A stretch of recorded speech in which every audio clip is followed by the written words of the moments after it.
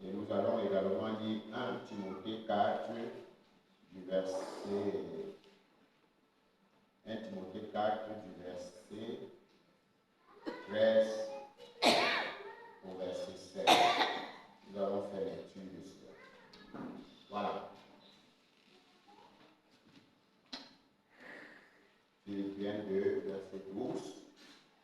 Ainsi, les bien-aimés, comme vous avez toujours obéi, travaillez à votre salut avec crainte et tremblement, non seulement comme en ma présence, mais bien plus encore maintenant que je suis absent. D'accord. Donc nous comprenons bien aimé que on dit travaillons, c'est bon. On commence avec ce verset. Et nous avons parlé ici que le salut était la vie qu'on nous a donnée, la vie éternelle.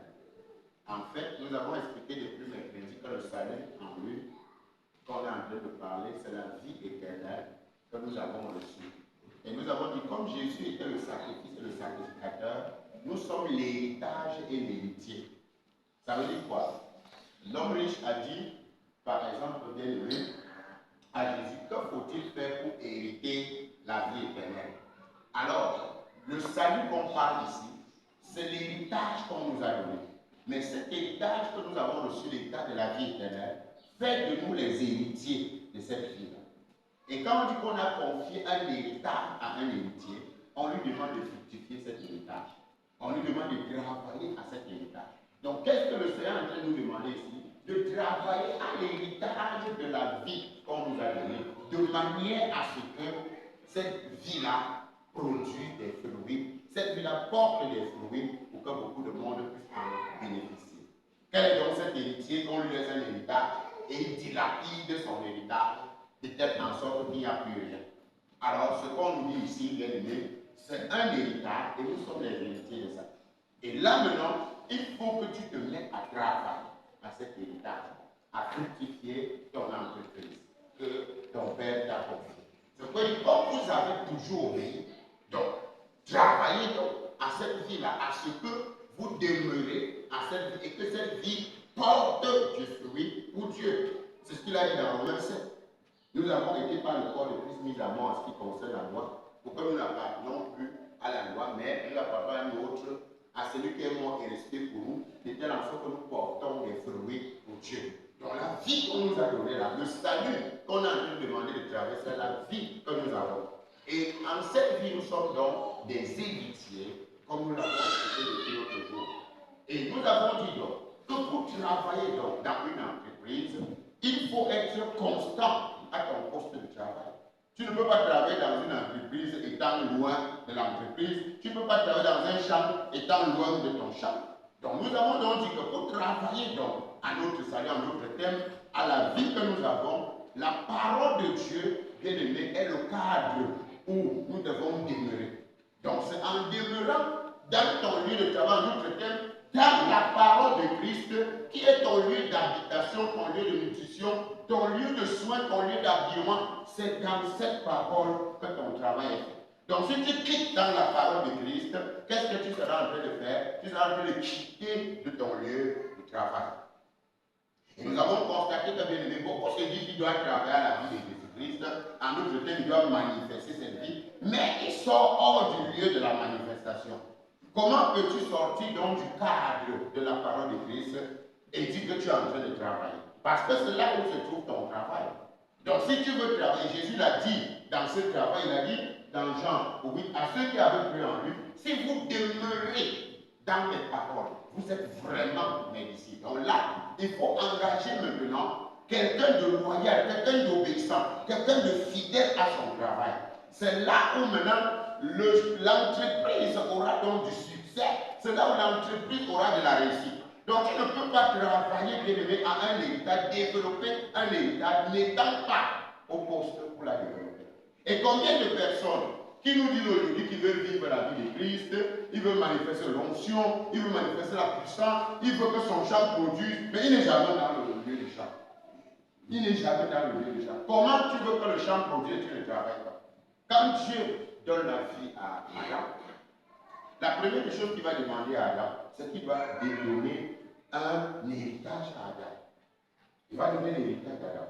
C'est-à-dire que quand il a formé, Dieu a créé un jardin, il a fait pousser toutes sortes de choses là-bas. Et là, il a créé l'homme.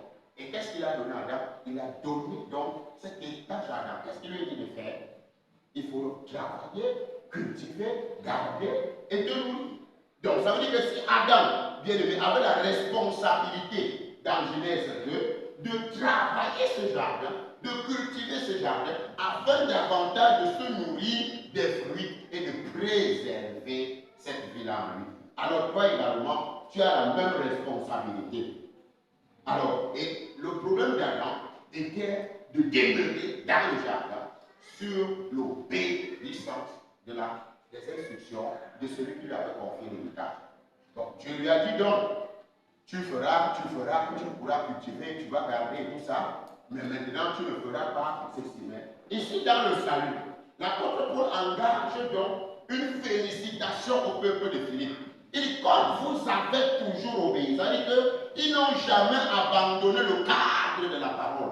Ils ont été les enfants qui sont entrés dans l'alliance avec Dieu à travers l'apôtre Paul, dans le donner et le recevoir. C'est là où Paul dit donc, comme vous avez toujours obéi, parce que c'est les enfants de Paul et Philippiens connaissaient ce qu'on appelait le travail, l'évangélisation. Ils connaissaient ce qu'on appelait l'assistance aux saints, ils pouvaient le faire. L'apôtre Paul dit, mais puisque vous avez été déjà zélés pour les bonnes œuvres, comme étant véritablement des personnes qui sont faites en Christ, vous l'avez toujours fait. Maintenant, travaillez donc à votre salut. Parce que vous là, on vous a donné également une vie, et il va falloir que vous fructifiez cette vie-là, pour que ça porte davantage de fruits. C'est ce qu'il est demandé. Maintenant, il ne pouvait pas travailler, bien aimé, en quittant le jardin.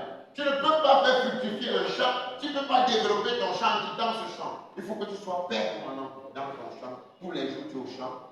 S'il en est comme un éleveur, et l'apôtre Paul a pris un exemple, comme un cultivateur qui travaille sur le champ, il persévère tout en attendant les fruits, n'est-ce pas, dans 1 Corinthiens 9. Il en est comme un cultivateur.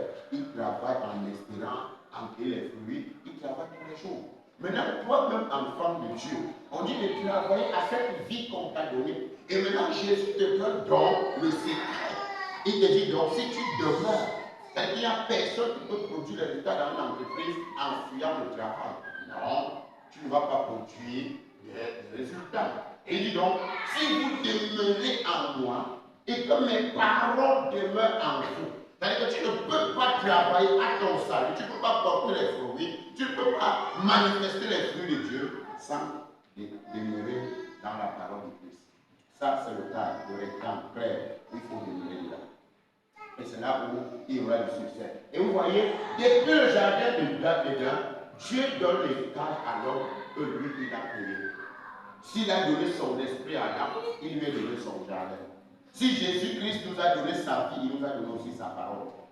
Et nous avons vu que cette histoire, bien aimée, nous avons vu ça chez Josué. Josué doit prospérer dans ses entreprises. Maintenant, qu'est-ce que Dieu va dire? Fortifie-toi et aie bon courage. Donc maintenant, pour que tu travailles à ton salut, mon frère, ma soeur, tu aurais des oppositions, tu aurais des tribulations, tu aurais les vents et les tempêtes, mais fortifie-toi et aie bon courage. Mais le Seigneur va donc lui dire, donner le cadre de son travail.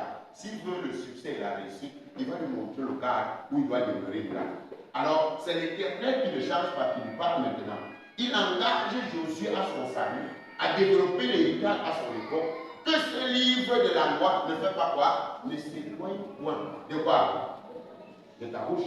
Médite-la, quoi? Jour et nuit, n'est-ce pas? En agissant comment? Fidèlement, selon tout ce qui est écrit. C'est alors. Donc, vous voyez, bien aimé, le travail pour le succès de l'entreprise, pour le succès de Moïse, de Josué, vient de quoi? De sa constance dans la méditation de la loi. Et non seulement il doit méditer, mais il doit faire comment? Agir fidèlement, comme c'est écrit. Donc, ouais, pourquoi beaucoup de personnes, bien aimé, nous avons des problèmes, des situations, parce qu'à un certain moment, nous nous sommes écartés de notre lieu de travail. Nous avons été des sommeilleux, un peu de sommeil, un peu croiser les bras, n'est-ce pas? Un peu faire pas Voici les frères, vous leur dites quoi? Et la pauvreté. C'est-à-dire qu'un peut abandonner la parole, un peut laisser la méditation de la parole et la prière, et l'assoupissement, la fatigue va te surprendre. C'est de ça qu'il s'agit. Donc, ça veut dire que si tu es un chrétien, et toi qui as fait acte d'allégeance, tu as affirmé la Seigneurie de Jésus.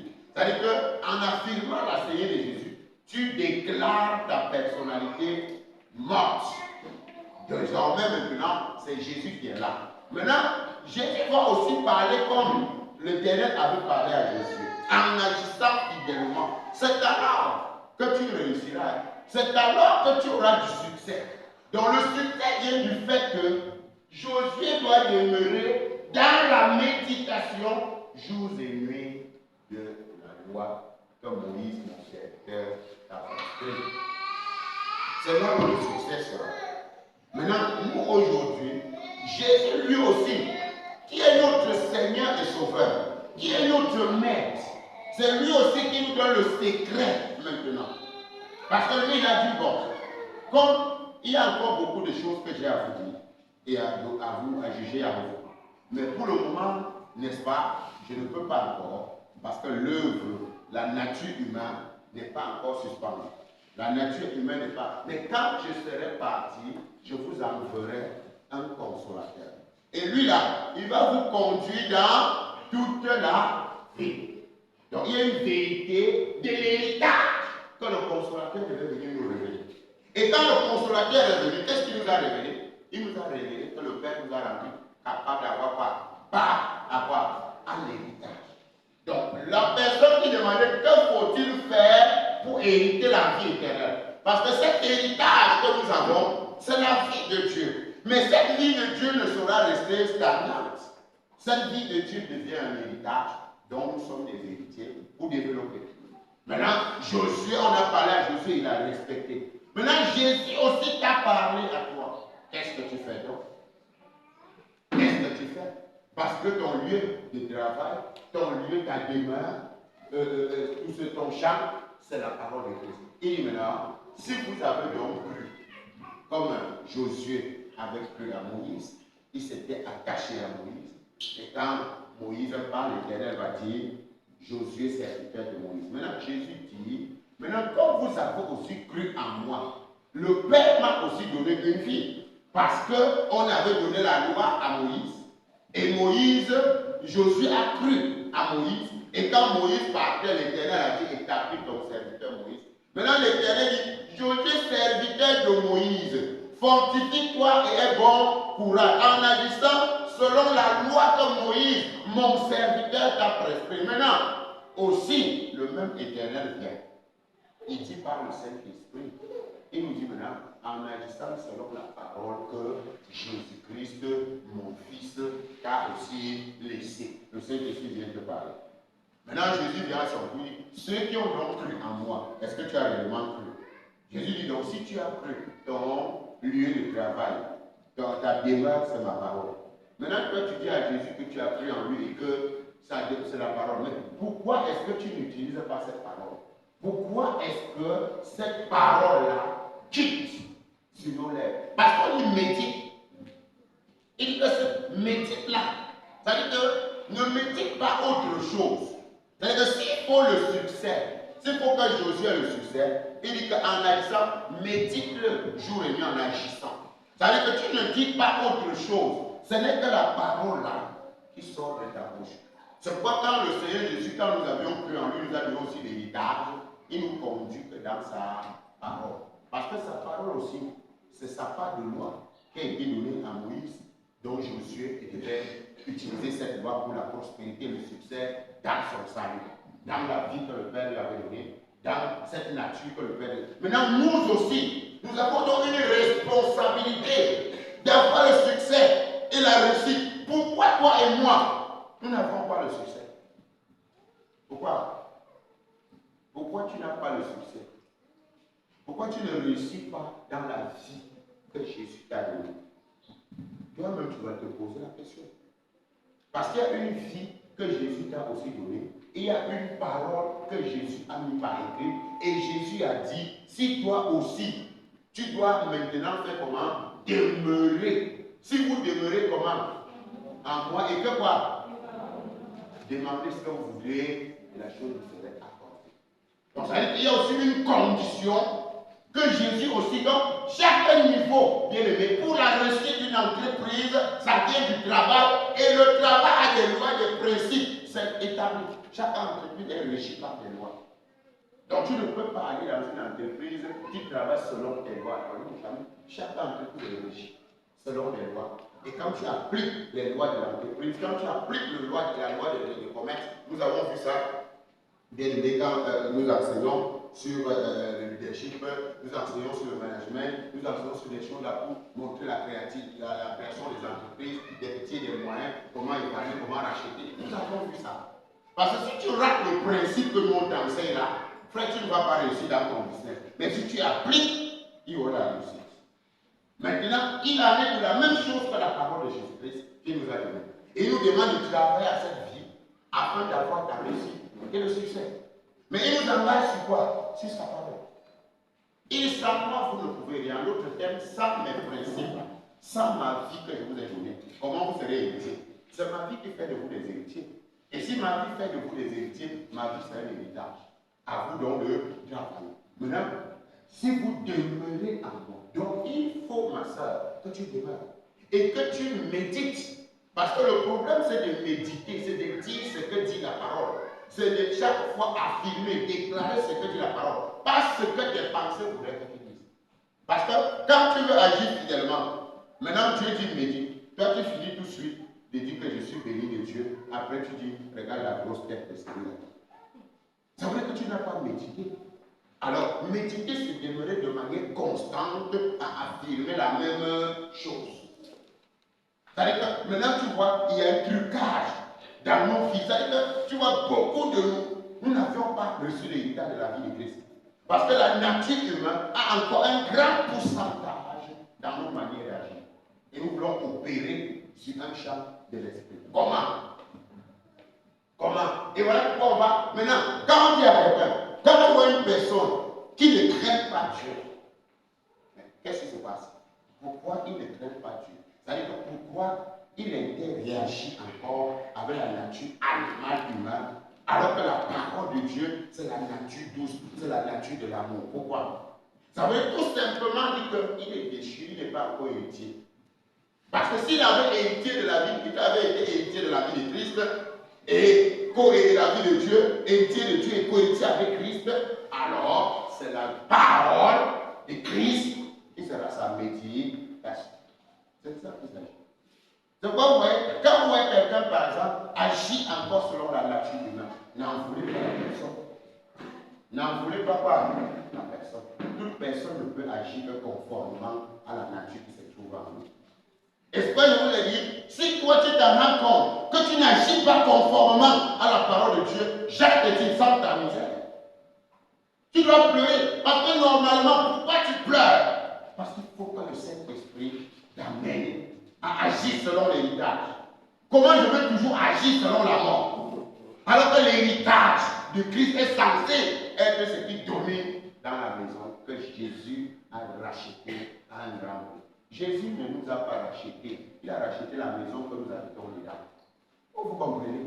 Parce que nous sommes les petits frères de Jésus. Je vous ai dit qu'on n'a pas fait la théorie, on ne nous a pas réparé.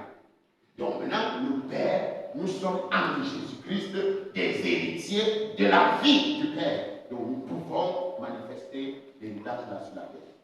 Tu dois bien comprendre. C'est-à-dire que si l'héritage humain manifeste encore en toi, si le caractère animal manifeste encore en toi, si le caractère de l'humain continue à agir dans tes actions, dans ta marche, dans tes entreprises au quotidien, si tu continues à subir une certaine souffrance, arrête-toi. L'apôtre Paul dit d'arrêter, il ne fait pas l'examen. Oui, tu dois t'examiner. J'ai reçu maman ici. J'avais dit, mon père, je ne sais pas, dis à quoi? La colère ne me laisse pas. J'ai dit, maman, ce n'est pas la colère qui ne me laisse pas, c'est toi qui ne laisse pas la colère. Il faut faire la différence. Toi, tu ne veux pas laisser quelqu'un, et après tu dis que la personne ne te laisse pas. Pourquoi? Parce que la seigneurie de qui? De Christ a mis fin à la colère. Donc maintenant, tu as quand même confessé Jésus. Tu sais que Jésus est Seigneur. Tu sais que j'aime Jésus de tout mon cœur. Non, tu ne l'aimes pas de tout ton cœur. Tu l'aimes de toute ta tête. Il y a la différence de aimer quelqu'un de sa tête et aimer quelqu'un de son cœur. Et maintenant, c'est ça que j'ai dit à maman que non, écoute maman, je ne te condamne pas. C'est tout à fait normal. Le problème c'est quoi? Le problème c'est toujours au niveau de la conversion. Et quand vous voyez quelqu'un en train de traverser ce caractère-là, n'est-ce pas? La colère qui fait qu'elle casse tous les assiettes dans sa maison, qui fait qu'elle a cassé la télé, cassé les verres, n'est-ce pas? Ne vous prétendez pas que vous êtes quelque chose parce que demain aussi vous pouvez prendre la machette. Donc quand vous voyez quelqu'un dans ce cas-là, aidez juste cette personne dans quoi? Dans la prière. Davantage vous demandez au Saint-Esprit, l'intercession avec le Saint-Esprit pour aider la personne. Parce que la personne est sur un fait amen. Parce que l'héritage, cette personne n'est pas encore un héritier. Voilà, il est encore dominé par l'extérieur. Mais s'il avait été héritier de Dieu et co-héritier de Christ, il pourra faire comment? Manifester son héritage. Il pourra manifester son héritage. Et là, pour ça, il faut quoi? Il faut que tu puisses demeurer. Parce que ce qui va faire naître la foi en toi, c'est demeurer. Donc, c'est que la foi n'est pas une récitation. Il ne suffit pas de citer que oh, Jésus m'a sauvé de nous. Non. Il suffit que cette parole soit constante dans tes pensées. Ça va faire naître la foi. C'est pourquoi j'ai expliqué quelque chose toujours, la loi de la cohabitation. Tu peux ne pas aimer quelqu'un au début, quand tu cohabites avec la personne, n'est-ce pas? Soit le caractère de la personne te fait avoir du sentiment et de l'affection qui fait naître l'amour, ou soit le caractère de la personne te fait naître du dégoût qui fait naître la haine. Alors, maintenant, à cause de quoi? Des actions que la personne peut poser envers la personne. Maintenant, Jésus nous dit donc quoi? Revenons à Jésus. Quand tu demeures dans la parole de Jésus, c'est les paroles de ce que tu entends, n'est-ce pas? Hein? Tu as été racheté, tu es béni, tu es plus que vainqueur. Donc, plus tu demeures dans la parole de Jésus, plus ça fait naître en toi le sentiment. Et tu commences à affectionner les choses de Dieu. Parce que tout ce que la parole parle de toi est bien. Non, il nous a aimés, il a livré son fils pour nous, il nous a rendu capable d'être un héritier de son héritage. Nous sommes héritiers de Dieu, co-héritiers avec Christ, nous sommes plus que vainqueurs. Donc, vous voyez, ce genre de parole, tu es ma bien-aimée, je conserve ma bonté pour toi. Hey, pour un temps, je t'avais délaissé, pour un amour éternel, je te reprends. Quand tu commences à méditer ça, ça fait naître quoi? Un sentiment. Et plus tu médites, c'est l'affection. Et quand l'affection vient, l'amour va naître, tu vas commencer à aimer les choses de Dieu. C'est comme ça que ça se passe.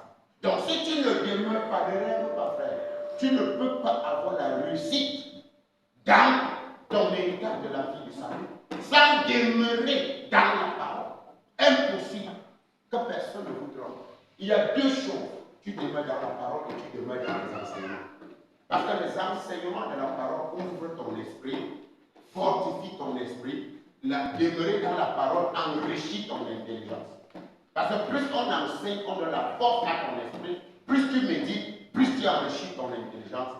Et quand l'esprit et l'intelligence sont en accord, la chair ne peut que se soumettre. Mais tu es bonne madame. Tu arrives seulement à l'assemblée le dimanche avant d'écouter ta part de graines de parole. Mais en semaine, même fait semblant de taper la poussière sur ta Bible, on ne voit rien. Parce que tu es tellement occupé. Et quand tu es tellement occupé, tu vas écouter beaucoup le monde. Le monde, tu seras occupé dehors, par-ci, par-là. C'est le monde qui va entrer dans ta tête. C'est ça que tu vas. Et quand le monde entre dans ta tête, ça va forger un mauvais comportement dans ton esprit. Et tu vas commencer à interagir. Ça va oppresser ton esprit. Et là, tu vas réagir aussi fonction. Par exemple, quand tu vois quelqu'un au bar, il écoute les paroles du bar. Du bar. Et quand il va rentrer à la maison, je vous avais parlé d'un de nos apôtres, il est aujourd'hui décédé. L'archevêque, c'est un apôtre, il m'avait, dans l'époque quand il était à l'hôpital, c'est lui qui est venu jeter la Bible. C'était un père pour moi. Il donnait vraiment, il donnait le fier à lui d'être marié à l'église. C'est-à-dire, quand il parlait de maman Nicole, tu pouvais dire que le mariage est par ici. Mais cependant, un jour, nous sommes arrivés, on devait aller rendre visite au père. Mais quand je travaillais, heureusement, il m'aimait beaucoup. Parce que je suis quelqu'un, Dieu a fait comme ça. Quand je veux faire quelque chose, je fais bien. Je suis entré le premier. Quand j'arrive, ils étaient même, la femme finalement était partie, juste avant que j'arrive. Il était sur la porte là. Quand j'ai ouvert le portail, j'ai vu mon père sur maman Nicole. J'ai refermé, boum. J'ai dit au frère, non, allons. Il y a quoi? Il dit, ouais, allons. On est rentré. Quelques instants après, quand les gars sont rentrés, il m'a appelé. Mon fils, il dit, papa, tu m'as vu? Il dit, papa, non, je ne vois rien. Toutes les choses. Et puis, quand je suis rentré à la maison, je suis rentré. Puisque quand le Père nous enseigne la parole, puisque le tourner, il a dit, mais papa, on a pris la vie qu'on a posée au salon. Et ça, il a vraiment été ta mère, je ne sais pas, j'ai dit, papa, toi-même, là, la parole dit que ce n'est plus toi qui fais quoi. Maintenant, qui vivait là, la cour de Ponce, là, tu vois, c'était la nature animale. Mais qui est Dieu? Qui juge Jésus pour te condamner? C'est une faiblesse que lui m'a liée. Et vous voyez, cette faiblesse a été cause jusqu'à sa mort. Puisqu'il est parti à quel âge? Il est parti après 55 ans. Pourquoi? À cause de ce caractère animal. Quand le caractère animal tient quelqu'un, il y a des gens qui parlent comme ça, vous allez croire que non. Il y a des caractères que ne blaguent pas avec ce caractère dans le temple de Dieu. Et c'est quoi quand ça arrive, mon frère, une soeur, la colère la fédérale. J'étais à la maman qui avait tout cassé chez elle. Elle était là la semaine passée, elle a tout cassé. Elle me dit, mon père, j'ai tout cassé.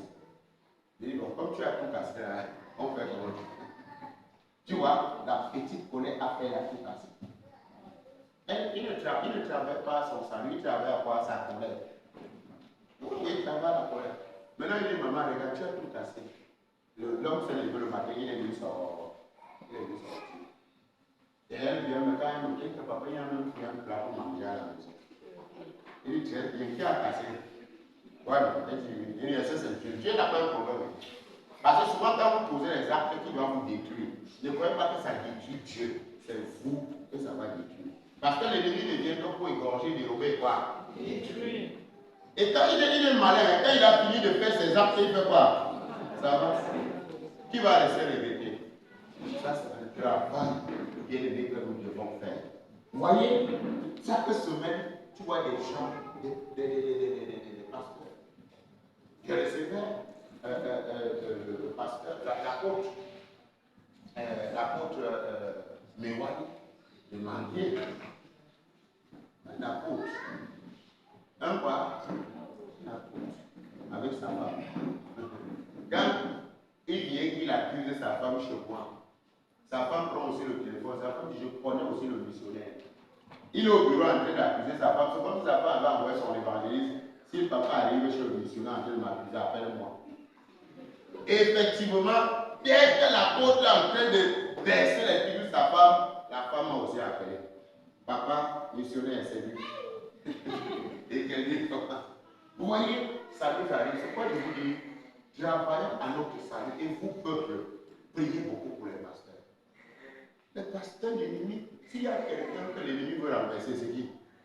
C'est qui? C'est le pasteur. Ce n'est pas qu'il fait ça parce qu'il est mauvais. Non. Qui? C'est qu'il y a encore quoi? Une nature qui n'est pas encore livrée à quoi? À la mort de Jésus. Et pourquoi? C'est parce que nous ne demeurons pas dans notre lieu appelé la parole. Est-ce que j'étais en train de les condamner? Non. Parce que nous tous, quand j'étais encore jeune disciple, moi-même ma colère n'était pas encore quittée. Quand j'étais encore quoi? Jeune disciple. Quand je me mettais en colère, c'était dangereux.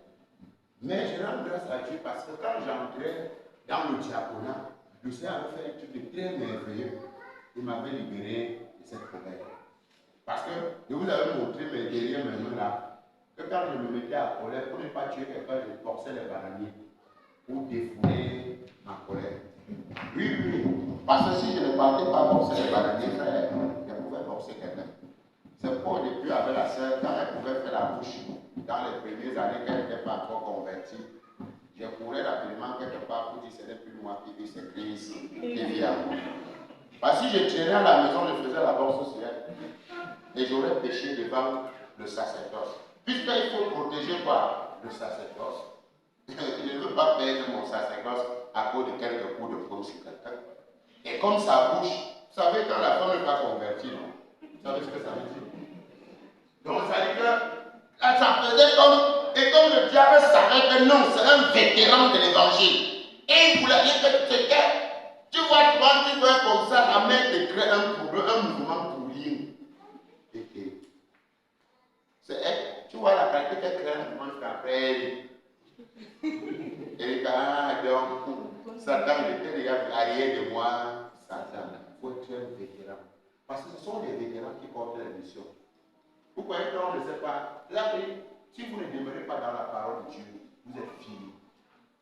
Et quand Satan va poser ses mauvaises actions, il dit que non, c'est toi là, tu vas comprendre ce que tu as fait. Donc il est important de travailler à votre salut. Travailler à cette vie. Mais la seule condition, c'est de demeurer chez toi. C'est de demeurer dans quoi? Si tu ne demeures pas, les mauvaises paroles vont sortir de ta bouche.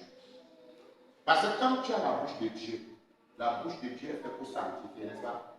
La bouche de Dieu est faite pour bénir. La bouche de Dieu n'est pas là pour salir quelqu'un, pour dire les mauvaises paroles. Non. Si la mauvaise parole sort de ta bouche, c'est qu'il y a une nature humaine. Et quand il y a la nature humaine, Jacques te donne un conseil. Jacques 4, tu vois. Il dit soumettez-vous à Dieu, n'est-ce pas? Et résistez au quoi? Au diable. Donc, attends, fais quoi? Se soumettre à Dieu, c'est quoi? C'est soumettre sa bouche à quoi? À la méditation de la parole.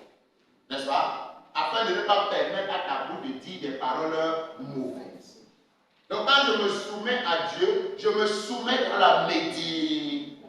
Je ne permets pas qu'une mauvaise parole sorte de ma bouche. Regardez, pourquoi beaucoup d'enfants, les gens qui ne travaillent pas leur salut dans la vie de leurs enfants, les gens qui ne fructifient pas leur héritage dans la vie de leurs enfants, beaucoup de vos enfants deviennent misérables aujourd'hui. Beaucoup de vos enfants, vous les avez livrés au diable et vous pleurez aujourd'hui. Pourquoi? Parce que toi, tu ouvres ta bouche. Tu dis, tu insultes ton enfant. Tu déclares qu'il n'est rien. Regarde-moi celui-ci. Je ne suis rien. Comme vous les femmes, je regrette de t'avoir accouché. Il y a comme une mère dit à son enfant. Et quand toi tu regrettes, l'esprit du regret va venir saisir l'enfant. Et quand demain l'enfant ne sera vraiment rien, comme tu as passé depuis sa tendre jeunesse à s'aimer ça en lui, tu vas pleurer, Seigneur, j'ai fait quoi à qui? L'enfant devient ce que toi-même tu as fait. Donc, maintenant, quand tu vas travailler à l'état de la vie, cette vie-là va se produire dans les paroles, dans la vie de ton enfant. C'est-à-dire que tu dois passer ton temps à expérimenter ton salut dans la bénédiction que tu donnes à ton enfant, dans la bénédiction que tu donnes à ton mari, dans la bénédiction que tu donnes à ta femme. Tu vois une femme, tu vois un homme, tu dis respect de femme, n'est-ce pas? Reste de quoi? Tu l'appelles les restes, non? C'est comme ça que les restes vont pouvoir être dans ta maison. Parce que tu as appelé ta femme quoi? Les restes. Tu as appelé ton mari quoi? Pied plat. C'est comme ça que sera dit comment? Pied plat. Oui, parce que les paroles dans le salut est capital. C'est qu'on y médite. Donc le succès vient de ce qui sort de ta bouche. L'échec vient de ce qui sort de ta bouche. La mort et la vie sont au pouvoir de quoi? Jésus nous a dit que tout travail, notre salut, on doit faire quoi? Demeurer où? Dans les paroles. Donc tout ça se joue au niveau des paroles. Tu ne peux pas appeler un mari pied plat et tu attends un mari pied bombé. Donc tu vas, sauf que tu vas récolter ce que ta bouche a donné. Et justement, nous n'expérimentons pas le bonheur parce que nous-mêmes, nous maudissons la source de notre bonheur. Est-ce que vous savez que la femme est le bonheur d'un foyer? Comme la femme peut être le malheur d'un foyer. Vous savez ça? La femme est soit le bonheur, Et qui fait? C'est l'homme qui rend la femme le bonheur du foyer, comme il peut encore rendre la femme quoi? Le malheur du foyer. Par quoi? Si tu déclares que ma femme, elle est une femme bénie, elle est une femme féconde, elle est une femme prospère, elle est une femme aimante, tous les paroles que toi tu as donné là, ça serait l'héritage de la moisson. Maintenant, quand tu dis ma femme est une femme bénie, tu viens de s'aimer quoi? Tu dis elle est une femme aimante, tu viens de s'aimer quoi? Elle est une femme de bonheur, tu sais quoi? Tout ce que tu as semé là va donner quoi? Les fruits. Mais elle est une malchanceuse, tu as semé quoi? Elle est le malheur de ma vie, tu as semé quoi? Et le résultat de la récolte là, toi, tu vas encaisser ça. Parce que la mort et la vie sont au pouvoir. Le salut est comme ça. Tu ne peux pas trahir un salut, tu ne peux pas trahir un salut. Et l'autre est le plus difficile. Vous voyez pourquoi Satan connaît ça? Il excite tout ton cœur, n'est-ce pas? Pour qu'une parole fait comment? Son âme. Il sait. C'est le fruit de ta bouche que l'homme rassasie. Ce fruit, c'est l'air que tu as. Il sait. Il dit, celui qui ouvre des grandes lèvres, fait quoi? Détruire sa vie. Mais il fait n'importe comment. Il veut quand même que tu dis. On dit que non, quand ton cœur se met la bouche, c'est quoi? C'est ta bouche. Parce qu'on sait que ta bouche, frère, aucune parole n'est négligée dans le reste spirituel. Ne sors pas une parole, après tu dis je blague. Et tu faisais quoi? Tu faisais quoi? Donc Dieu dit que la lumière soit, après Dieu dit je blague. C'est que les ténèbres vont remplir la terre, non? Mais quand Dieu a déjà dit, Dieu a dit. Donc ne crois pas, après tu finis de dire, ah Seigneur, tu connais que je suis comme ça. Oui. Même la semence de ce que tu as dit sera, tu aussi récolter. Parce qu'on prend le prétexte, la chair ne fait pas. L'humain veut toujours prendre les prétextes et te maudire. Tu peux vivre misérable toute ta vie à cause de toi. Pas à cause de quelqu'un. Les paroles qui sortent de ta bouche sont le reflet de ce que ta vie sera. Donc si tu veux que ta vie devienne quelque chose, observe les paroles qui sortent de ta bouche. Ça va donner le caractère de ce que tu vas vivre. Même dès que tu peux avoir des millions, tu peux avoir des milliards, tu vis misérable. Pourquoi? Parce que la pensée de ton cœur, n'est-ce pas? Si elle est mauvaise, ça va donner une atmosphère de misère dans ta vie. Si elle est de Christ, ça va donner une atmosphère de bonheur. Et maintenant on te dit travail, médite, ne permet pas à une mauvaise parole, qui n'est pas la parole du Christ, de sortir de ta bouche. Tu fais quoi? Et après tu vas entendre, comme ma fille me disait l'autre jour, que non, ma fille, papa, nous sommes encore dans la tente. Et elle a oublié que la tente, c'est la tente de Christ. Tu es dans quelle tente? Tu es dans quelle tente? Parce que quand vous dites que nous sommes encore dans la tente, qui est encore dans la tente? C'est parce que quand on prêche là, vous ne comprenez pas. La personne qui est dans la tente, c'est la fille de Dieu, non? C'est pas ça? La fille de Dieu pourrait dire les paroles des hommes. Ça veut dire que si tu dis encore les paroles des hommes, c'est que tu n'es même pas le créé. C'est que tu as encore la vieille tente de l'humain là. Donc tu ne peux pas prendre le prétexte de dire des mauvaises paroles, de t'énerver comme tu veux, de faire les choses qui te plaisent. Après quand on t'attaque, non, nous sommes encore dans la tente, frère. Jamais. Nous ne sommes pas dans la tente le vieil homme. Nous sommes dans la tente des fils de Dieu. Et le fils de Dieu qui est dans la tente là, c'est lui qui parle. Ce n'est plus la vieille personne qui parle. Donc maintenant, observe ta vie. Observe ta vie. Observe les paroles qui sortent de ta bouche. Observe la connaissance de Christ que tu connais. Ça va donner la courbe de soit l'échec, soit la réussite. C'est quand tu vois les gens, tu vas rester comme ça, un jeune gars, tu es là, le gars à l'église, regarde le cas de ton père. Une jeune fille, regarde le cas de ton père. On vous dit, c'est comme vous dites l'autre jour, qu'au lieu de travailler à votre salut, n'est-ce pas, il travaille toujours au salut des autres. C'est-à-dire qu'elle est son champ, elle travaille au champ de qui? Oui, tu laisses ton propre champ, au lieu de travailler ta propre vie. Dès qu'une soeur est là, tu soupçonnes, tu calomnies, tu rapportes, tu médites. Donc toujours en train de s'occuper du champ des autres. Les herbes sont dans leur part. Hein? Les herbes sont dans ton champ. Mais tu es tout dans le champ du frère. Est-ce que tu sais même que le frère a encore fait? Frère, le temps que tu regardes ce que le frère a fait là, ne sais-tu pas que les herbes poussent dans ta part là? Laisse de regarder la paille qui est dans, regarde la poutre qui est dans le tien. Travaille d'abord à ton propre salut. Donc, travaille à ce que la parole de Dieu sorte de ta bouche. À ce que la parole de Dieu se manifeste dans ta bouche pour ta propre bénédiction. Parce que la parole de Dieu ne sort pas de ma bouche d'abord pour toi.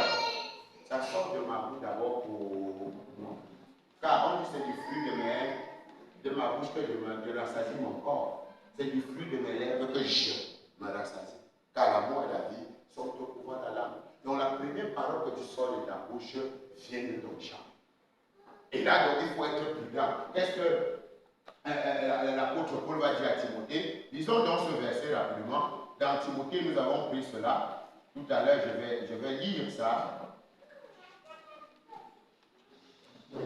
Voilà, je vais lire dans la version seulement ici.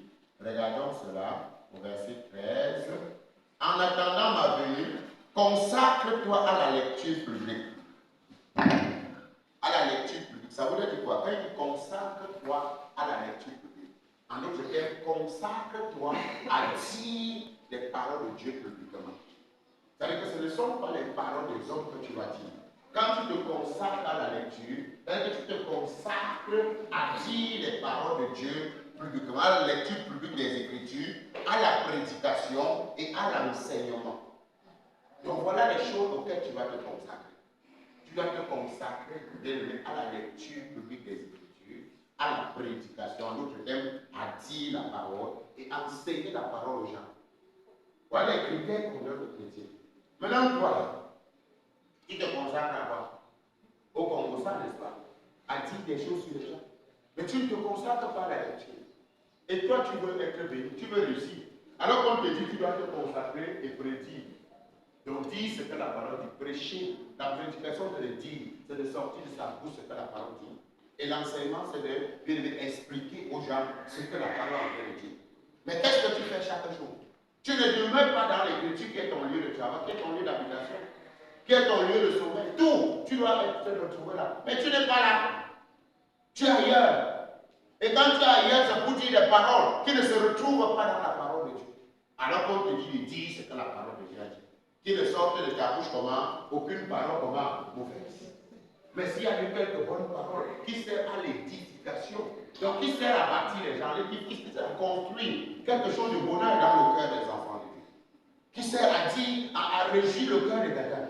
Mais toi, tes paroles sont toutes des mauvaises paroles, soit sur toi, soit sur les gens. Soit tu dis même ça sur toi, soit tu dis sur les gens. Et maintenant, bien quand tu dis ça sur les gens, c'est pour blesser. C'est-à-dire que tu es un agent. Un agent, quelqu'un qui est là pour blesser les gens, il est celui qui est venu égorger, dérober et détruire. Parce que si tu ne demeures pas, si tu ne consacres pas dans la lecture publique de la parole, tu vas te consacrer à l'écoute des choses et des humains. Et tu vas t'asseoir au milieu de nous et tu vas prétendre que tu es quoi? Un femme. De quel Dieu? De quel Dieu parlons-nous?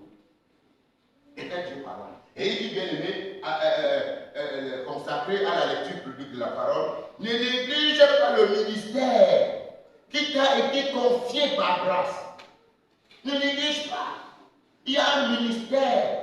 Il y a la vie de Christ qui est un ministère. Parce que le ministère qu'on passe, c'est la vie qu'on t'a confiée.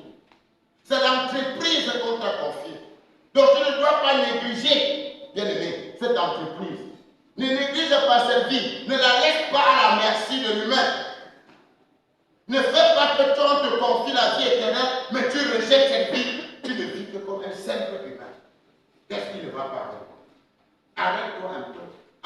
C'est pourquoi, bien aimé, j'aime beaucoup plus être à l'angle des gens que moi. C'est comme ça que je suis. J'aime constamment être seul. Souvent, quand le Seigneur m'a donné un an de laisser ici, j'étais là, et puis j'entrais ici à la salle de matière. Et maintenant, quand je suis ici, souvent quand les enfants sont à la maison, je suis assis devant mon bureau, en train de contempler l'espace, tout en méditant la parole. C'est comme ça. Parce que je ne voulais pas que quelque chose qui ne cadre pas avec mon royaume puisse entrer dans mes oreilles. C'est comme ça. Pourquoi? Parce qu'il y a une vie qui m'a été confiée par grâce. Et sur la base d'une prophétie, lorsque les responsables de l'Église t'ont imposé les mains. Donc ça veut dire que toi, qui es devenu chrétien, tu as reçu un ministère parce que les responsables de l'Église ont imposé les mains le jour qu'on t'a amené dans les eaux. On t'a confié. Parce que quand tu es sorti des eaux, bien vu, tu as reçu un ministère. Personne n'entre dans les eaux du baptême et sort sans recevoir un ministère. Que tu ne peux pas, tu as reçu. Et là, maintenant, c'est par grâce que le Saint-Esprit t'a baptisé et les dons de Dieu sont en toi, c'est un ministère.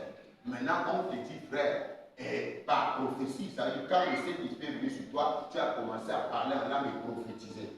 En d'autres termes, maintenant, ce don que nous l'avons imposé. Maintenant, là, tu as reçu un ministère. Et toi encore, que tu es venu en tant que pasteur, en tant qu'évangéliste, en tant que diacre, en tant que ministère de service, on t'a imposé les mains. On t'a confié un ministère responsable du pastoral, de l'évangélisation, de l'enseignement. On t'a confié. Mais maintenant, la recommandation, tu peux t'opposer, hein? Tu peux t'opposer à Dieu. Puisque Dieu dit qu'il t'a confié une responsabilité, et toi, aucun mensonge ne vient de la vérité, toi tu as dit que Jésus est Seigneur. En d'autres termes, tu as établi la seigneurie de Jésus sur toi.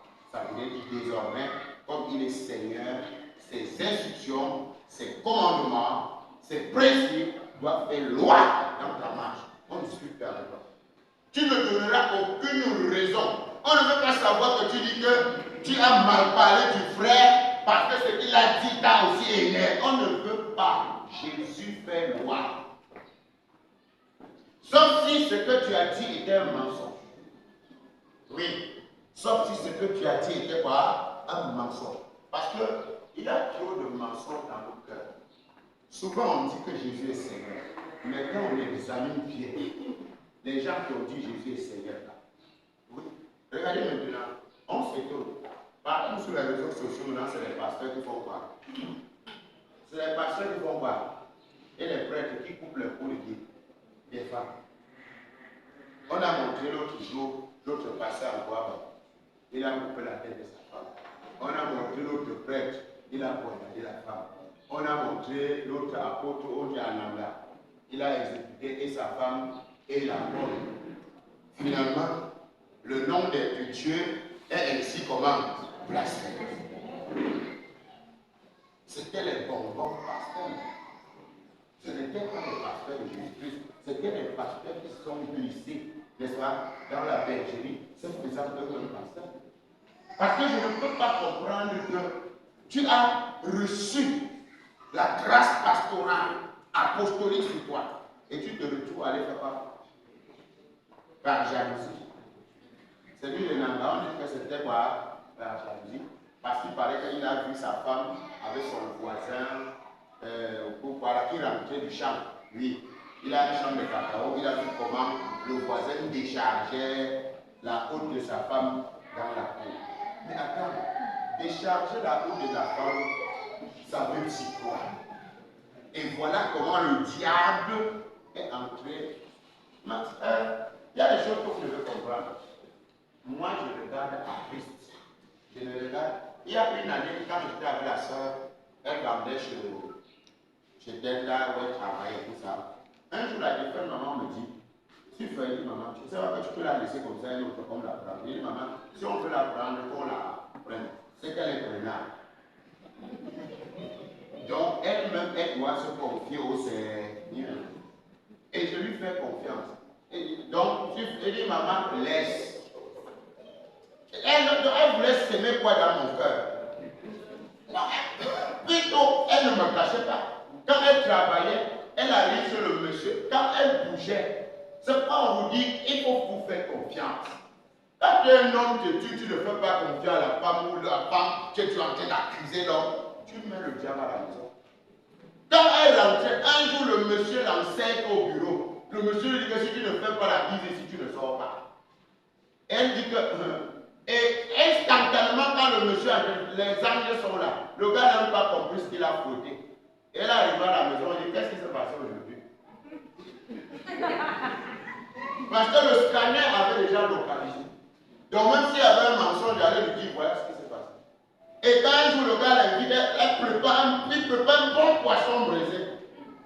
Quand elle doit manger comme ça, il faut seulement qu'elle dort sur le char. Je l'appelle, il dit bon, ton patron va t'appeler. Et quand tu vas arriver à un bon poisson pour ne mange pas, dis que tu jettes. Et elle a le poisson. Le gars il goûte même seulement un peu. Elle a entendu ça dans son esprit. Si tu goûtes là, tu dors. Voilà ça. Pourquoi? Confiez plutôt la femme ou l'homme au Seigneur. Ne confiez pas à vos sentiments. Si tu confies à tes sentiments, tu meurs avant ton jour. Si tu ne meurs pas avant ton jour, tu vas la tuer avant son jour. C'est deux choses, n'est-ce pas? Tu ne meurs pas avant ton jour, tu fais quoi? Tu la tues avant son jour. Pourquoi? Parce que tu te confies à la chair. Frère, grandissez. Tout pasteur, quand tu es pasteur, le Seigneur t'a établi, quand la parole de Dieu devient ton lieu de résidence, ta domination, l'habitation et le travail, le Seigneur ouvre tes yeux. Ça veut dire que même si quelqu'un est n'importe où, avant, il y a beaucoup de gens qui ont fui ici. C'est pourquoi il veut que je travaille maintenant avec mes brebis. Si je ne te dis pas là où tu es, c'est parce que je ne veux pas te dire. Parce que ça ne me sert à rien. J'ai décidé de mettre la parole dans le cœur des gens. Toi, tu peux bouger chez toi et on ne connaît pas ce que tu fais. Ne vous inquiétez pas que quand quelqu'un parle, quand tu es chez toi en train de manger le nom des gens, nous on est au courant. Mais on laisse tout simplement pourquoi? Parce qu'on sait que c'est ta nature. Tu es encore comme ça, tu ne grandis pas encore. Donc, bien aimé, il faut laisser de te concentrer à surveiller les humains, mais te concentrer sur le ministère à travers la méditation que Dieu t'a dit. Il dit quoi? Prends ces choses à cœur, consacre-toi à elles, afin que tout le monde soit frappé de tes progrès. N'est-ce pas? Il faut travailler à la vie. Il faut qu'on voit les progrès de cette vie en toi. Il faut que les gens voient ça. Tu ne dois pas, tu dois pas seulement raconter. Les gens doivent voir comment ton entreprise progresse. On doit voir comment ton pastorat progresse. On doit voir comment ton évangélisation progresse. On doit voir comment ta manière de parler progresse. Il faut qu'on voit ça. On doit constater des progrès. Il y a beaucoup de mes brebis ici que je constate des progrès. Quand ils arrivaient à la mienne, c'était dangereux. Ils avaient les cœurs de pierre. Mais au jour d'aujourd'hui, ils ont déjà, les cœurs ont changé.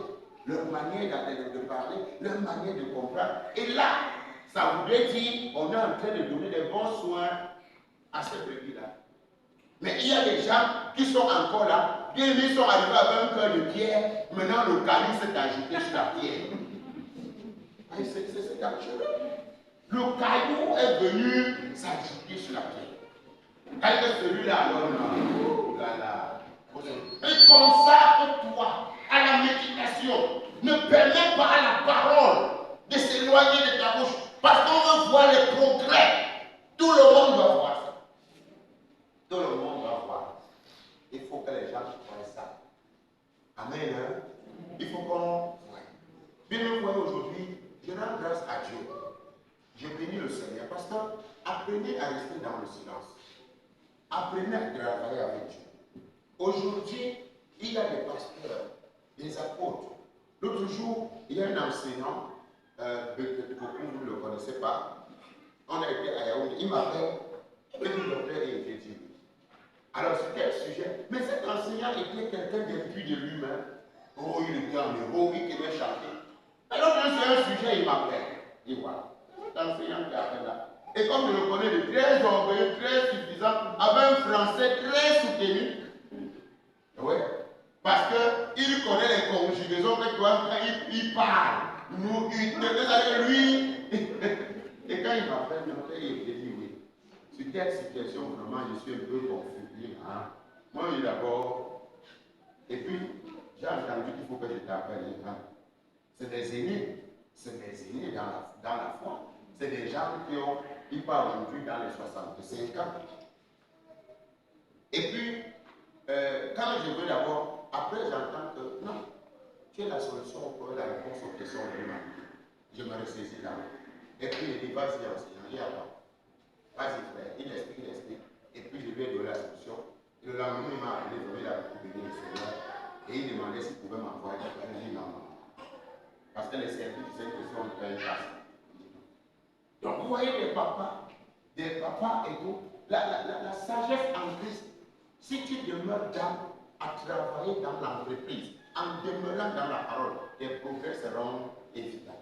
C'est-à-dire que tu vois, le Saint-Esprit envoie les gens chez moi, et puis moi, je me suis effrayé, parce que je connais ces papas-là depuis des années. On a bataillé avec beaucoup d'autres dans la parole de Christ. Mais au jour d'aujourd'hui, et le Seigneur m'a expliqué ça depuis des années, que si tu demeures intègre, si tu demeures dans mes voies, si tu ne te fais pas corrompre par ce monde, voici ce qui se passera. J'enverrai ces gens vers toi et tu apporteras ma pensée.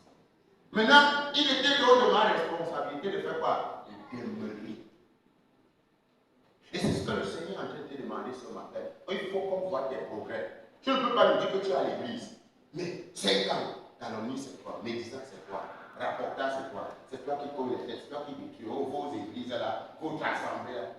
Alors, ça veut dire que tu es une sorcière. On dit que tu as mis le caillou sur la pierre. Tu as refusé la transformation. Il y a des gens, tu vois quelqu'un, il se lève le matin, il regarde l'heure. L'ennemi lui dit que non, patient pour le temps. Il regarde l'heure, il est assis, il attrape. Quand l'heure est en train de passer, il dit, ah, si j'arrive maintenant, on va me chasser. Mieux, je reste à la maison. Mais là, le diable doit travailler avec beaucoup de gens dernièrement. C'est comme ça. Donc, soyez, arrachez-vous des griffes de celui-là avec rage. C'est-à-dire que maintenant, il faut qu'on voit vos progrès, il faut qu'on voit la discipline, il faut qu'on voit effectivement que tu as accepté servir le Seigneur. Et on va entendre dire que j'étais comment? Fidèle à quoi? À mon poste. Fidèle à ton poste, c'est-à-dire fidèle dans la vie que le Seigneur m'a donnée. J'étais fidèle dans cet héritage. J'ai travaillé, j'ai œuvré et j'ai gardé la foi dans ce travail. Donc tu ne dois pas nous dire que tu as travaillé et puis on ne va pas voir le progrès dans ce que tu nous dis que tu as travaillé. C'est qu'il dit, veille sur toi-même. Sur qui? Sur qui? On a dit que tu veux veiller sur moi. Pourquoi nos longs yeux sont toujours sur les frères et sœurs à l'église? Oh, il est comme ça. Oh, il est moqué. Oh, il a tchavé là. Pourquoi? On n'a pas dit veille sur l'autre. Parce que la parole de Dieu veille sur les gens lors des enseignements. Maintenant, on t'amène à veiller sur toi-même, pas sur quelqu'un. Veille sur toi-même et sur ton enseignement. Sois persévérant en cela, en agissant. Vous avez vu ce qu'on avait dit à Jésus, n'est-ce pas? Vous avez vu ce qu'on avait dit à Jésus? En agissant. On n'a pas dit que tu es en connaissant. Parce que nous sommes trop forts. Nous sommes très éloquents. Comme nous sommes à l'IPUB en 3e année, ici sur l'homélétique, la préparation, je vois mes enfants, ils sont très éloquents. Donc hier, quand ils étaient en train de discourir sur la parole, ils disent, waouh, si la bouche pouvait se joindre au cœur, oh là là, la chose allait être très belle. Mais cependant, tu vas voir les enfants qui viennent de discourir avec éloquence bien costumée et tirée. Dès qu'ils sortent dans l'âme, le temps l'oreille spirituelle, les paroles qui ressortent de leur goût dans leur plat sont contraires à ce qu'on venait de discourir. Bien aimé, nous ne sommes pas de temps en temps humains et de temps en temps spirituels quand on a pris la Bible. Non, on est spirituel à tout moment parce que c'est notre nature. Donc on va voir nos progrès dans ce travail-là que nous sommes en train de faire. C'est pourquoi maintenant, sachez que quand je forme les enfants et je les écoute après, et oui, parce que quand j'écoute leurs commentaires, j'écoute des propos insensés, des paroles désolées, des grossièretés. Et puis je m'en rends compte que ces enfants-là, ils ne comprennent pas. Pourquoi ils doivent méditer, ils doivent agir, ils doivent veiller sur eux-mêmes, dans leurs paroles, dans leur manière de parler. Ils doivent agir ainsi. Médite, que ça ne s'éloigne pas de ta bouche. Pourquoi est-ce que cette parole s'est éloignée de leur bouche jusqu'à y aller des grossièretés qui sortent? Pourquoi? Parce qu'ils ont fait un homélétique intellectuel, n'est-ce pas? Et ils ont bien discouru avec éloquence. Mais maintenant, la maturité dans la manière de demeurer n'est pas encore manifestée en nous. Et on est patient. On est patient. Parce que quand ce pasteur-là, en 3e année, il discourt. Ah, si vous les écoutez, c'était merveilleux. Mais pourquoi est-ce que, après avoir dit ces choses, quand ils ferment derrière leur Bible et leurs papiers qu'ils ont écrits, ce qui manifeste après opposé? Quel est le problème? C'est parce qu'ils sont venus dire des choses qu'ils ont retenues et non manifester ce qu'ils sont. Et dans beaucoup de la vie de beaucoup de pasteurs, c'est comme ça. Si quand tu regardes la 3e année de l'IPB, les gens même qui ont fait cette 3e année, ou la première, si tu les demandes comme le document c'est pour aujourd'hui, ils ne vont pendant les enseignements, c'était merveilleux. Mais rappelez-vous que quand vous engagez la course avec le Seigneur, Satan aussi engage une course. Il veut vous récupérer. Il veut récupérer votre manière de parler. Il veut récupérer votre colère. Il veut que ça demeure là. Il veut récupérer. Et c'est vous qui n'allez pas lui donner quoi? Accès. Vous n'allez pas lui permettre. Car vous engagez un travail dans une course de foi. C'est toi qui décides. C'est toi, ma soeur, qui décide, mon frère.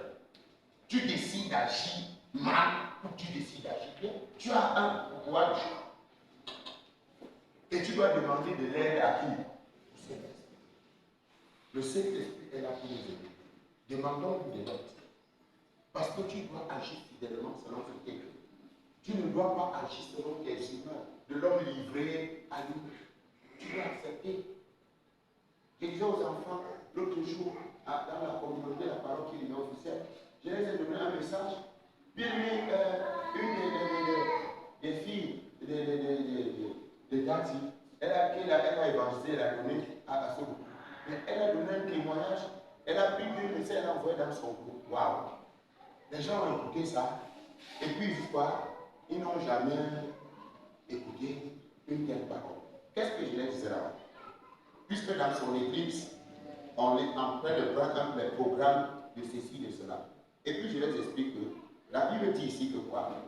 Il enseveli avec quoi? Avec lui, n'est-ce pas? Quelqu'un qui est déjà enseveli. Maintenant, parce que nous avons reçu, n'est-ce pas? Nous sommes nés en Adam avec la sémence du péché. Maintenant, on dit que nous sommes ressuscités en lui. Avec quoi? Sa vie aussi. Et en lui, avec lui, donc en lui, avec la sémence, on peut te ressusciter en ta mère. En d'autres termes, tu étais déposé dans la entrailles de ta mère.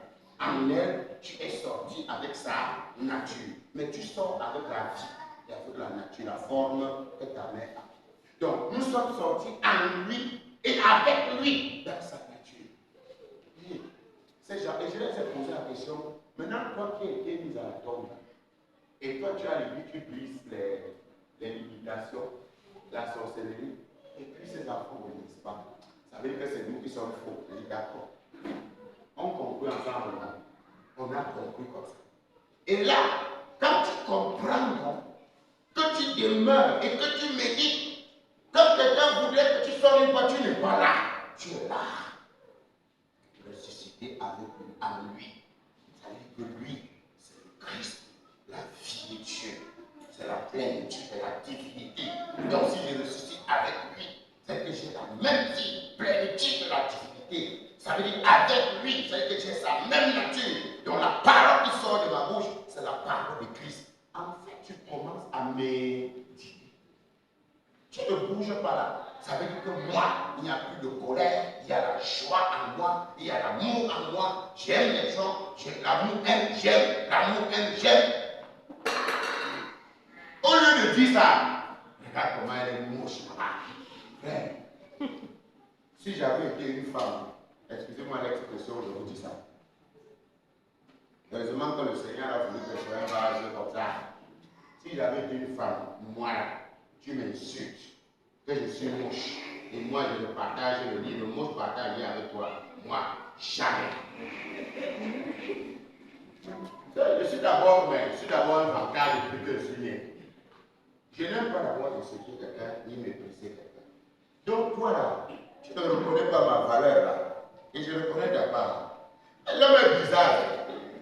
Toi l'homme vient insulter, regarde-moi une saleté comme ça. Et le soir, c'est toi qui grattes le dos de la saleté. Et même nous les hommes, on est finis. On est finis. Il faut apprécier. Parce que toi-même, tu mets la saleté sur toi. La mort et la vie. Ça veut dire quoi? Si tu confesses que la femme est saleté, ça veut dire que si tu as encore des rapports, tu as des rapports avec quoi? La saleté. Frère, on dit que c'est l'or. Voilà. Comme ça, tu seras en contact avec l'or, non? Voilà. Frère, ça y est, laissez que je explique les choses. Frère, c'est comment? Non, il y a ce qu'on appelle l'enseignement, il y a l'humour de l'enseignement.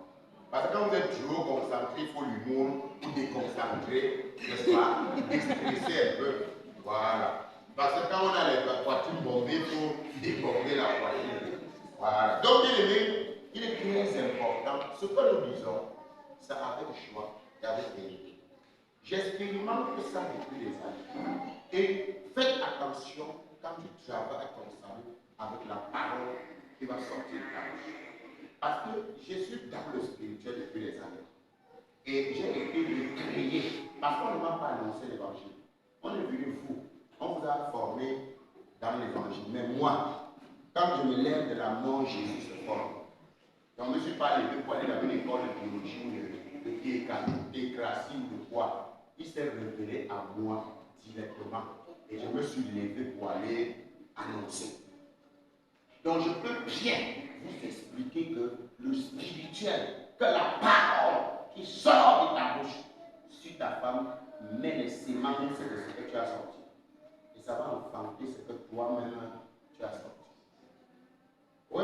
Tu peux déposer une parole d'insulte sur une femme, une parole de prostituée sur une femme, l'enfant qu'elle a ne devient pas la sémence de la parole que tu as sortie. Parce que chaque parole nourrit les cellules créatrices de l'être humain. Pourquoi? Parce que la parole exprime comment? Est vie. Donc faites attention avec la parole qui sort de ta bouche. C'est ça le salut.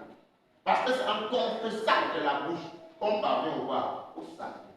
Donc vous voyez que la bouche là, c'est à peu près le travail de notre salut. C'est pourquoi le Seigneur a donné le secret de la réussite.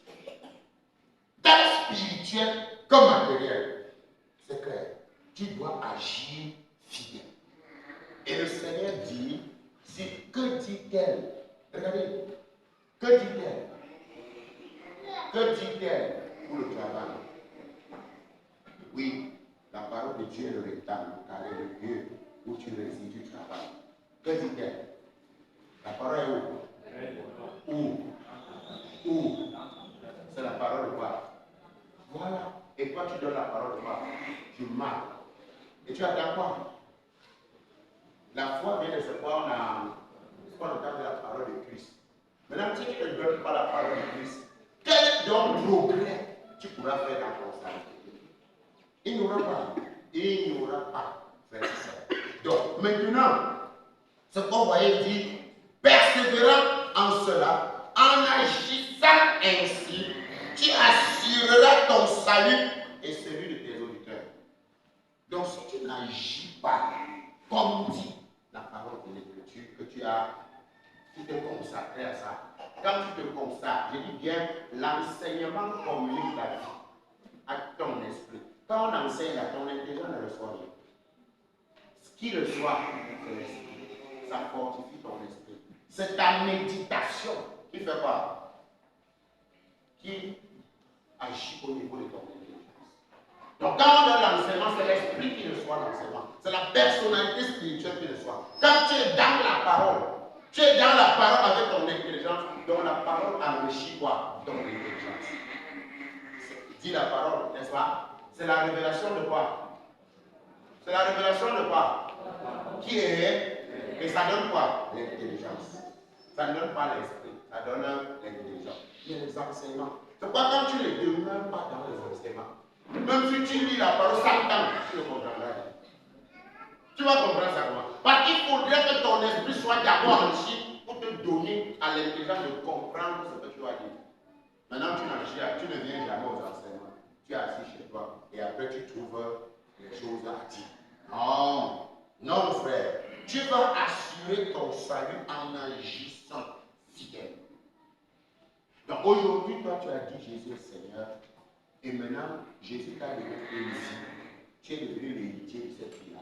Agis donc fidèlement pour avoir, pour progresser. Et c'est pas je veux dire, maintenant, je ne peux pas laisser le cadre de la parole.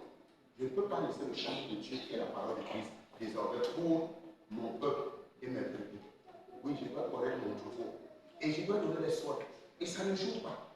C'est ça que je disais l'autre jour aux enfants, que véritablement les choses, bien aimés, vont reprendre comme avant. On ne va plus s'amuser. Honneur et fidélité. C'est-à-dire que si nous avons accepté le Christ, nous allons vivre conformément au principe de Christ.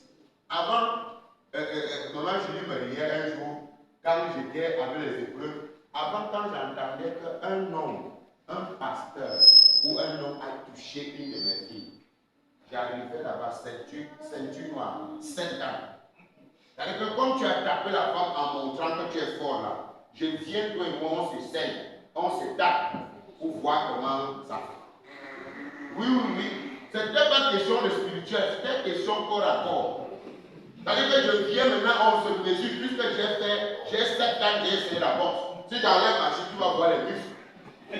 Donc je te prenais, je te donne la boîte pour le tête, tu es au sol, et puis on combat. Que les hommes doivent bagarrer entre les... C'est comment? Toi, tu prends, tu tapes un sexe faible. Donc c'est... Mais maintenant, quand j'ai grandi dans la parole, j'ai changé. Amen. Hein? Amen. J'ai changé. J'ai commencé juste à encourager, à dire aux frères que non, ce n'est pas votre vie là-bas. C'est la vie animale. C'est les animaux qui font les choses comme ça, car Dieu est un Dieu d'amour, n'est-ce pas? Il est un Dieu de bonté, il est un Dieu de douceur. Il n'est pas le Dieu qui tape. Alors, dans 2 Corinthiens 3, verset 12 et tout, bien aimé, nous allons finir avec ce verset-là. Parce qu'après, nous avons réunion avec les pasteurs anciens, diacres, ministères, etc. On a une réunion très sérieuse. Très sérieuse. Voilà. Donc, quand on finit là, à 11h30, 00, on serait assis pour la réunion. Donc, dès qu'on finit le temps pour toi d'aller te mettre à l'aise 5 minutes, et si tu me trouves assis, tu vas sortir. Donc, si tu es dehors, tu me trouves assis, non, tu ne me pas. Très bien, parce qu'on a 30 minutes de réunion seulement. Voilà. 2 Thessaloniciens 3, à partir du verset 11, qu'est-ce que ça nous dit? 2 Thessaloniciens 3, à partir du verset 11. Nous apprenons cependant qu'il y en a parmi vous quelques-uns qui vivent dans le désordre, qui ne travaillent pas, mais qui s'occupent de futilité. Nous invitons ces gens-là et nous les exhortons par le Seigneur Jésus-Christ à manger leur propre pain en travaillant paisiblement. Amen. Amen. Vous comprenez ce que c'est l'instruction, on n'a pas besoin de commenter. Parce qu'il y a des gens qui s'occupent des futilités, ils ne veulent pas travailler à leur propre salut. D'après les instructions. Toi, tu ne veux pas travailler à ce que la parole dit, tu ne veux pas méditer pourquoi. Toi, tu laisses la parole, tout ce qui t'intéresse, c'est ce que tes pensées doivent te dire, de manifester dans la vie. Les gens pour faire le Congo-ça par-ci, par-là. Quel est ton problème? Quitte derrière le Congo-ça. Voilà, c'est ce que le Saint-Esprit est en train de nous dire. Nous apprenons cependant qu'il y a parmi vous quelques-uns qui vivent dans le désordre, qui ne travaillent pas, mais qui s'occupent des futilités. Pourquoi toi tu t'occupes de tes pensées? Tu t'occupes de la colère, pourquoi? Tu t'occupes de la calomnie, de la jalousie. Tu t'occupes de l'orgueil, de la suffisance, de ce que tu es. Tu n'es rien. Tu es un vas de terre. Tout ce qui est dedans appartient à Jésus. Donc tu ne peux pas, quand tu attaques, tu te prends, tu crois que tu es quelque chose. Tu n'es rien. Tu veux t'évaluer, moi je suis. Toi tu es quoi? Si toi tu avais compris que Jésus est mort et tu es parti, tu comprendras que tu dois te mettre au travail. Que de t'occuper des futilités. Parce qu'il y a des gens qui aiment s'occuper tout des choses des autres. La version se met hors. Nous apprenons que certains d'entre vous mènent une vie déréglée. Ils ne travaillent pas, ils se mêlent des affaires d'autrui. Toujours en train de ne pas travailler dans la parole. Vivre la parole. Mais tu te mêles toujours dans les affaires d'autrui. Oui, les affaires d'autrui, c'est les affaires de la chair. Tu es en train de te mêler dans les histoires de colère, d'animosité, de rapports. C'est quoi? Laisse les histoires d'autrui. Cette vieille homme a été crucifié, l'homme du péché détruit. Pourquoi tu veux tout travailler à t'occuper de ces choses-là? Toi, tu es une nouvelle personne. Travaille à la parole de Dieu. Mets-toi au travail. Mets-toi au travail, frère. Ne t'occupe pas plus des inutilités. Disons 1 Corinthiens 15, 57, là et 58. Nous allons voir ça. Au lieu de travailler véritablement à méditer la parole et à mettre en pratique, tu es toujours en train de raconter. Nous vous invitons, il dit, ces personnes-là, à suivre la recommandation suivante. Au nom du Seigneur Jésus-Christ, travaillez dans la paix et gagnez-vous vous-même. Gagnez-vous vous-même. Parce que si tu ne travailles pas dans la parole, comment tu vas te gagner dans la manière Tu ne veux pas. Nous avons vu cela à l'Assemblée ici un temps. L'Assemblée était en haut, en l'air. Chacun allait saisir ça, c'est l'esprit m'a dit que l'esprit m'a dit que. L'esprit t'avait dit quoi? On dit que travaille pour toi-même. À ce que toi-même tes progrès, on voit ça dans ta manière de vivre. Mais tout ce qui t'intéresse, dès que tu vois une soeur, tu as à parler d'elle. Dès que tu vois un frère, tu as à calomnier. Dès qu'une soeur vient te dire, hé ma soeur, je suis tombé dans cette faiblesse, tu as à ramasser ça, tu es parti rapporter. Non. Nous devons prier pour nous les uns pour les autres. Un pasteur, une servante peut tomber dans une faiblesse. Alors le Seigneur dit, confessez vos péchés les uns les autres. Il a donc commis une faute. Il peut venir vers toi. Comme ma soeur, vraiment, j'ai commis une faute. J'ai fait quelque chose qui a souillé, par exemple, mon manteau, qui a souillé mon sacerdoce. Est-ce que tu peux élever la prière pour moi? Oui. Et quand tu élèves la prière pour ce frère, entre vous les pasteurs, c'est comme ça. Au lieu que tu élèves la prière pour le frère, afin que le Seigneur, le Saint-Esprit, lui restaure pour cette éthique. Non. Dès que la sœur a dit ça, maman, je viens de prier, on dit toujours aux gens de chanter dans cette église. Est-ce que c'est ce que... Est-ce qu'elle est venue te dire ça en cachet entre frères pasteurs? On vous dit que de chanter dans cette église. Voilà l'autre. Elle vient de me dire qu'hier, elle a volé le chien de la voisine. Elle est pris pour elle.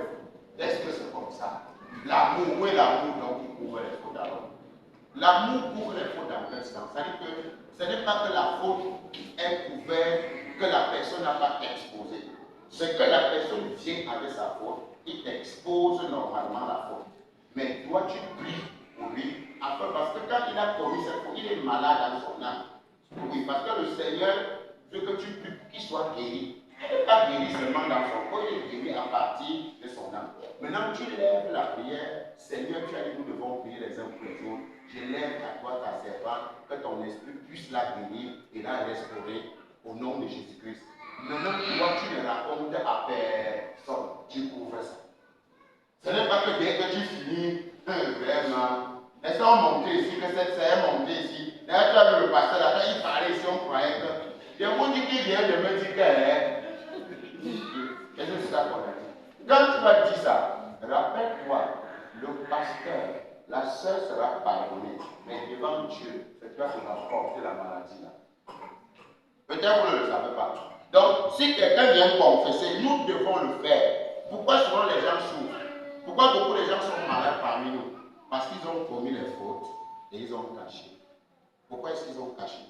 Tout simplement parce qu'ils n'ont pas confiance en personne. Alors que les ventes des pasteurs doivent être les ventes de cardinal sans clé. C'est-à-dire que dès qu'on confesse, il n'y a pas la clé pour ouvrir comme voit. C'est-à-dire que ça garde là, c'est ce que nous devons vivre. Parce que c'est que beaucoup parmi nous vont souffrir. Oui. Parce qu'il n'est pas interdit, il n'y a personne qui ne commet pas la faute. Nous tous sommes commis. Mais on doit commettre et savoir être un. Parce que la première qualité chez un pasteur et servant, c'est de savoir être, de connaître sa faute. C'est ce que Dieu veut. Mais si tu montres à Dieu que tu es imbu de toi, tu as commis, donc tu es là, c'est là où tu meurs. Mais quand tu commets, sors en secret. Et ce qui a tué, c'est quoi? C'est que tous les gens sont que des ragots. Tu ne sais même plus à qui tu peux aller mourir tranquillement pour qu'il te relève dans la résurrection. Mais dès que tu viens, pour qu'il te relève dans la résurrection, il t'appuie encore dans la tombe. Tu dis, oui, vas-y. Mais grâce soit rendue à Dieu. Grâce soit rendue à Dieu. Il nous donne la victoire par notre Seigneur Jésus-Christ. Oui. Ainsi, mes frères. Ainsi, mes frères. Soyez fermes. Oui. Inébranlables. Oui. Travaillant de mieux en mieux. Voilà. À l'œuvre du Seigneur. À l'œuvre du Seigneur. Sachant que votre travail ne sera pas vain dans le Seigneur. Oui. Donc vous comprenez. Il nous a donné la victoire. Ainsi, travaillons dans l'œuvre du Seigneur. Oui, mes frères. Ne travaillons pas hors de l'œuvre. Ne travaillons pas hors de notre lieu de travail. Ne travaillons pas hors de la parole de Christ. C'est ce qu'il est en train de nous dire. Nous devons travailler de mieux en mieux. C'est-à-dire que tu dois méditer de mieux en mieux. Mais si tu ne comprends pas que tu es dans l'aquarium du Seigneur, bien-aimé, tu es dans le champ du Seigneur, tu es dans le cadre de la maison du Seigneur pour travailler, tu vas travailler à t'occuper que de la nature humaine. N'allez plus, bien-aimé. Autrefois, nous on disait ici, non, n'allez plus raconter les choses, allez raconter. Ce n'est que ta nature que tu iras raconter, tu devais raconter encore. Tu dois faire raconter. garder ce que toi tu es. Amen. Hein? Donc, bien aimé, gagnons-nous notre. Et dis-vous, frère, ne vous lassez pas de faire ce qui est bien. Si quelqu'un ne se conforme pas aux instructions de cette lettre, signalez-le à tout et rompez toute relation avec lui pour qu'ils en éprouvent de la honte. C'est ce que nous allons faire maintenant. Parce que quand tu ne dois pas obéir aux instructions de la parole avec moi, je vais rompre les relations avec toi. Parce que toute la parole doit être mise en pratique. Ce n'est pas de temps en temps qu'on doit mettre l'autre. Parce que quand tu as dit que Jésus est Seigneur, personne ne t'a obligé. Et comme tu as accepté, tu vas sauf assumer. C'est ce qui est juste. Amen. Nous avons fini.